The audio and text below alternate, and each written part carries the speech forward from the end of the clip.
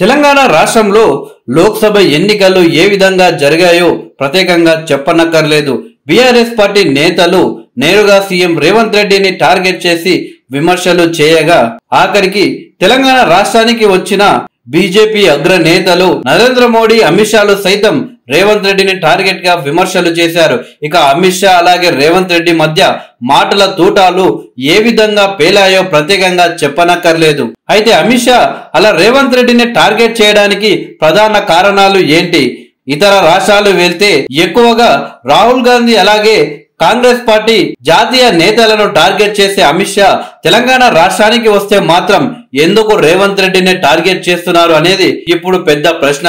కేంద్రంలో మరొకసారి ఎన్డీఏ ప్రభుత్వం ఏర్పడి ప్రధానిగా మోడీ వస్తే తెలంగాణలో కాంగ్రెస్ ప్రభుత్వానికి చిక్కులు తప్పవంటూ బీజేపీ నేతలు వ్యాఖ్యానించడాన్ని కాంగ్రెస్ నేతలు సీరియస్ గానే తీసుకున్నారు. ప్రజలు ఎన్నుకున్న ప్రభుత్వాన్ని పడగొడితే చూస్తూ ఊరుకునే పరిస్థితి ఉండదని CM Revanth Reddy public meeting లోనే వ్యాఖ్యానించి సీరియస్ కామెంట్లు చేసిన సంగతి మనకందరికీ తెలిసిందే. ప్రభుత్వాన్ని పడగొట్టే కుట్రలకు తగినట్లుగా కౌంటర్ స్ట్రాటజీపై కాంగ్రెస్ ఫోకస్ చేసింది. రాష్ట్రంలో బీజేపీ లీడర్లను ఫస్ట్ రోజు నుంచే ఉక్కిరి బుక్కిరి చేసేలా, వారి ఎత్తుగడలను చిత్తు చేసి డిఫెన్స్ లో పడేసేలా ఆలోచిస్తుంది కాంగ్రెస్ పార్టీ. కేంద్రంలో ఎన్డీఏ ప్రభుత్వం ఏర్పడితే రాష్ట్రానికి సహకారం ఆశించిన స్థాయిలో ఉండకపోవచ్చు, తరచూ ఇబ్బందికర పరిస్థితులను సృష్టించవచ్చనే అనుమానాలు కాంగ్రెస్ కు మొదటి నుంచే ఉన్నాయి.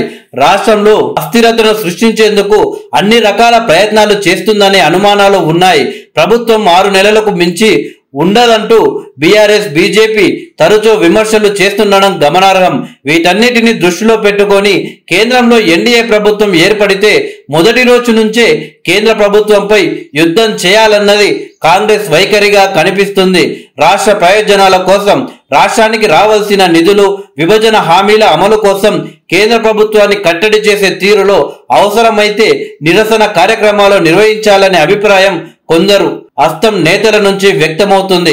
తెలంగాణలో కాంగ్రెస్ అధికారంలోకి వచ్చి నెల రోజులైనా కాకముందే ప్రభుత్వాన్ని బీజేపీ నేతలు నిలదీయడంతో అదే వ్యూహాన్ని కేంద్రంలోని ఎన్డీఏ ప్రభుత్వం పైన ప్రయోగించాలన్నది వీరి వాదన. 10 ఏళ్లలో తెలంగాణకు బీజేపీ ఏం చేసిందో ప్రశ్నిస్తూ ఆ పార్టీకి చెందిన రాష్ట్ర ఎంపీలకు కంటి మీద కునుకు లేకుండా చేయాలన్నది వీరి ఉద్దేశం. నిజానికి 2014, 2018తో పోల్చుకుంటే తెలంగాణ రాష్ట్రంలో బీజేపీ కొంత బలపడింది అని చెప్పవచ్చు. 2018 ఎన్నికల తర్వాత రోజు రోజుకు తెలంగాణ రాష్ట్రంలో బీజేపీ బలపడుతూ వస్తుంది.